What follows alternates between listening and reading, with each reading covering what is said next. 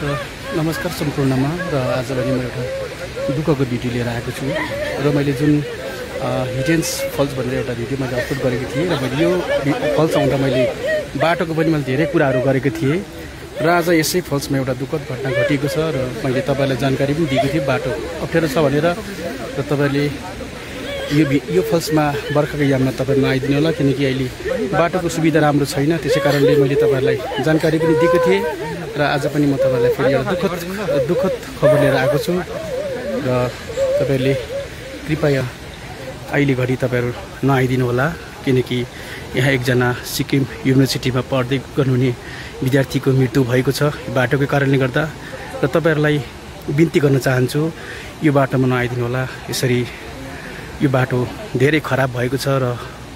कृपया तपाईहरु यो फल्समा नआइदिनु हुन हार्दिक अनुरोध पनि गर्दछु र अहिले पनि यसै सिक्किम युनिभर्सिटीमा अध्ययनरत एकजना विद्यार्थीको यसै फल्सबाट झरेर मृत्यु भएको छ र तपाईहरु नआइदिनु होला किनकि बाटो धेरै अप्ठ्यारो छ